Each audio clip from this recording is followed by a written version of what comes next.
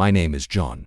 My story is a lesson in patience, taught to me by a woman who knew that the most effective vengeance is always quiet. It started, as betrayals often do, with an act of arrogant display in a legal firm in New York. I strode into the mahogany-paneled firm and stopped dead. My spouse was there, but he was not alone. The woman, clutching his arm, with her perfectly disheveled hair, held a newborn in her arms. Their newborn, and they had the effrontery to grin at me. The barrister cleared his throat, feigning not to notice the tempest building in the quarters. We are here for the reading of the late Mrs. Will. This was my late mother, the only woman who ever saw through his allure. I took a seat, quiet, my hands clasped neatly in my lap, as if this wasn't the exact moment my existence was being cleaved into a before and an after. I met him 12 years prior in a bookseller's shop. He'd been fascinating then, all intellect and commitment. I was young, naive, eager to believe love could be transcribed like a narrative. He swept me into a universe of pledges of family and perpetuity and steadfast loyalty. I gave him everything, my confidence, my being, my fear. He gave me infidelity. The initial fissures were minor. Late evenings at the business, hushed words on the telephone, the fragrance of a perfume that wasn't mine. I confronted him once. He chuckled, labeled me paranoid, and placed a kiss on my forehead as if I were a child. I suppressed my suspicions, too frightened of being by myself, until the communication arrived, not intended for me. She's sleeping. I wish you were here instead. There it was. Validation. A blade slipped between my ribs. I didn't scream. I didn't weep. I smiled. And within that smile I buried the woman he believed I was. Grief sharpens perception. When my mother-in-law passed away, something inside me solidified. She'd been my supporter. She once murmured to me over tea, if he ever deceives you, don't confront him with rage. Propose him with patience. That is the only way women like us triumph.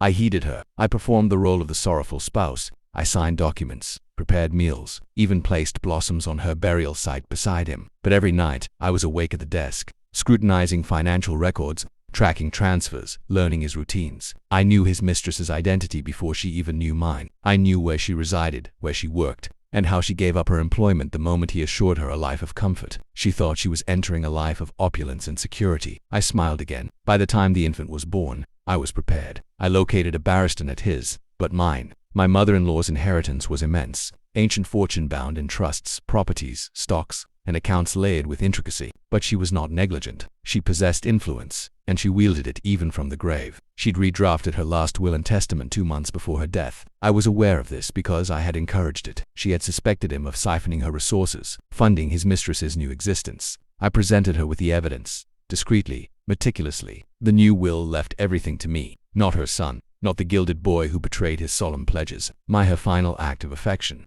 The barrister's voice cut through the silence of that firm. To my cherished son, I leave the Whitmore estate in its entirety. A pause. My spouse's face was drained of color. The mistress clung to the baby tighter. The barrister continued, in a composed, deliberate tone. My son shall inherit nothing until he demonstrates accountability and fidelity. A review will be performed in a decade, 10 years. My spouse sprang to his feet. This is preposterous. I am her kin. I tilted my head, finally meeting his gaze. Calm/frosty. She knew who was worthy of her confidence.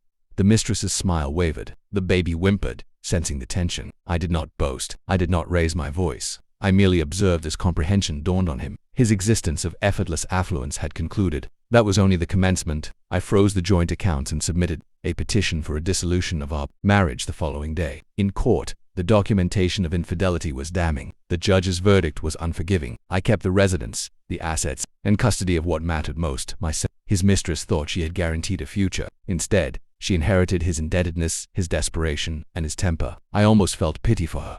Almost, sitting in that barrister's firm, I felt the burden of years lift off me. Not sorrow, not anguish, just liberation. My spouse had thought treachery made me weak. He never grasped it. It made me patient. I let him dig his own tomb with deceptions and arrogance, and when the earth was loose enough, I handed him the spade. Now, when I walk through the Whitmore estate, my estate, I feel no sadness, only lucidity. Betrayal taught me to cease awaiting a rescuer. Retaliation taught me I never required him at all. And as for the will, it was not merely her ultimate wish. It was her ultimate endowment.